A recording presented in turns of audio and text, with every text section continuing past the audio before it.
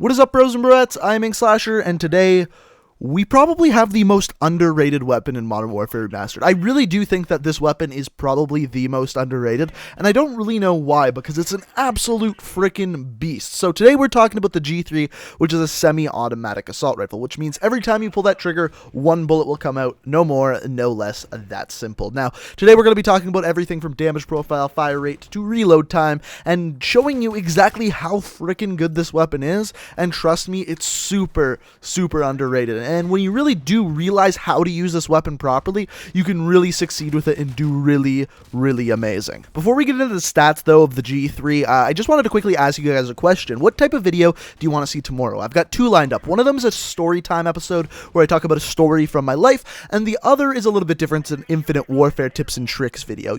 Eventually, both videos will come out. It's just what one you want to see first. So if you want to see story time or you want to see an Infinite Warfare tips and tricks, let me know down in the comment section below. Whichever one gets more comments, that's the one I will upload tomorrow. So the G3, why do I say the G3 is so underrated? Let's start out by looking at the damage profile. So the damage profile is 40 damage up to 45 meters and then 30 after the 45 meters. Now if you're using stopping power, this is bumped up to 56 and 42 damage respectively. This means with stopping power, you are looking at a 2 to 3 bullet kill, and without stopping power, a 3 to a 4 bullet kill. I very strongly recommend using stopping power on this weapon, as I do think it's extremely, extremely good. Now that's a 2 bullet kill with stopping power up to 45 meters. That's incredible. Now, you may recognize this damage profile from the M16. Now, the M16 had this exact same damage profile and approximately a fire rate of 900 RPM. Well, guess what?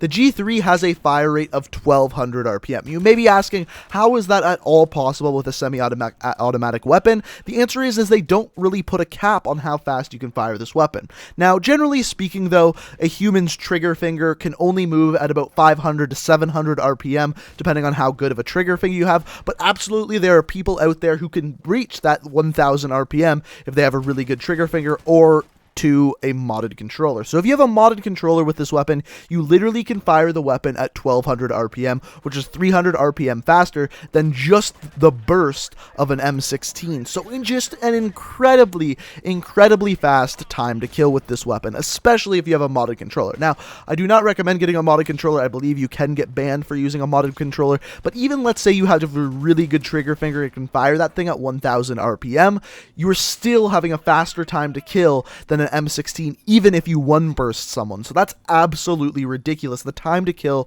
with this weapon, if you've got that good trigger finger, is absolutely off the charts. So aside from that, the thing we can look at is even if you don't have a really good trigger finger, there's practically no recoil on this weapon. What I like doing is I like using a red dot sight on this weapon just to be super accurate and really make sure I'm getting those 2 to 3 bullets on target. And if you are, you're going to drop your opponent really, really quickly. Now, the other things to note about this weapon is it does have a small magazine at 20 rounds. However, like I said, it only takes 2 to 3 rounds to kill someone, so having that small of a magazine isn't a really big deal. On top of that, probably the worst stat on this weapon is the reload speed. It has the slowest in-class reload speed at 2.75 seconds with bullets still in the magazine, and with an empty magazine 3.75 seconds. So it is a pretty long reload time, and it does have a pretty small clip, but it makes up for that with an incredibly fast fire rate if you got that good trigger finger and a really good damage profile. It's easy to kill people with this weapon. Not to mention, there's practically no recoil with this weapon. You are so accurate with this weapon, and on top of that, you also have practically no idle sway,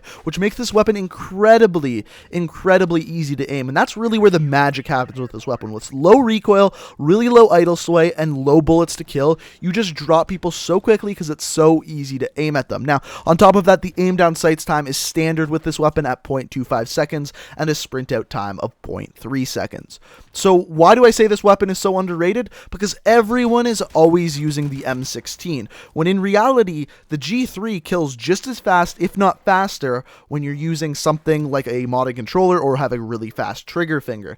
Now, on top of that, it's really accurate. In fact, I find it more accurate than the M16. That being said, the M16 and the G3 are both incredibly, incredibly accurate. So as far as the best class setup with this weapon, I revolve this class around just dropping people and killing people as fast as possible. So a red dot sight is on there to make sure my aim is absolutely pinpoint accurate. Also on top of that, I use triple frag normally or bandolier. You don't really need bandolier, but it's another option. And then stopping power is deep impact. The reason why I use deep impact is because it's important with this weapon just to try to drop people as quick as possible, because again, you have that smaller magazine.